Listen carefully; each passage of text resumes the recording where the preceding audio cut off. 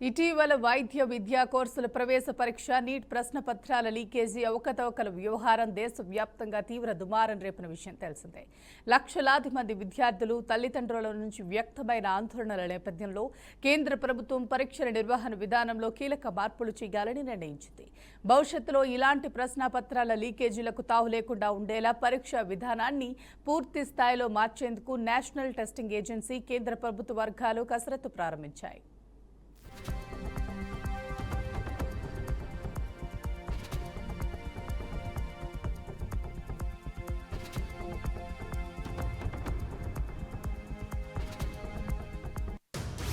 వచ్చే ఏడాది నుంచి నీట్ యూజీ పరీక్షను సాంప్రదాయ పెన్ అండ్ పేపర్ విధానానికి స్వస్తి పలికి పూర్తిగా కంప్యూటర్ ఆధారిత విధానంలో నిర్వహించనున్నట్లు ఎన్టీఏ ఇప్పటికే ప్రకటించింది. అంతేకాకుండా పరీక్షను ఒకే రోజు నిర్వహించకుండా విడతల వారీగా నిర్వహించేందుకు కూడా ప్రణాళికలు సిద్ధం చేస్తున్నట్లు సమాచారం. దేశవ్యాప్తంగా సుమారు 500 నగరాల్లోని 1000కి పైగా అత్యాధునిక పరీక్షా కేంద్రాల్లో ఈ పరీక్షలను నిర్వహించనున్నారు.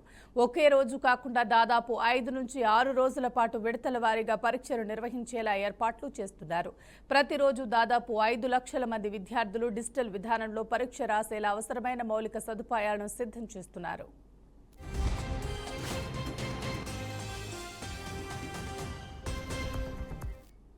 ప్రశ్నాపత్రాల లీకేజీ వ్యవహారంలో తీవ్ర విమర్శలు ఎదుర్కొంటున్న నేషనల్ టెస్టింగ్ ఏజెన్సీ నిర్మాణంలో కూడా కేంద్ర ప్రభుత్వం నమూనా మార్పులు చేపట్టనున్నట్లు తెలుస్తోంది.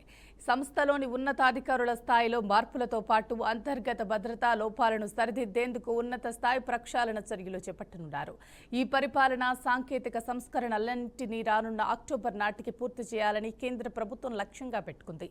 కేంద్ర ప్రభుత్వం ఎన్ని మార్పులు చేసినప్పటికీ భవిష్యత్తులో నిర్వహించే పరీక్షలు ఎలాంటి లీకేజీలు, అవకతవకలు, సాంకేతిక లోపాలు లేకుండా పూర్తిగా పారదర్శకంగా జరగాలని విద్యార్థుల తల్లిదండ్రులు కోరుకుంటున్నారు. కష్టపడి చదివే విద్యార్థుల ప్రతిభకు ఎలాంటి నష్టం కలగకుండా ప్రభుత్వం కఠినమైన నిఘా వ్యవస్థను ఏర్పాటు చేసి పరీక్షల నిర్వహణలో అత్యున్నత ప్రమాణాలను పాటించాలని వారు విజ్ఞప్తి చేస్తున్నారు.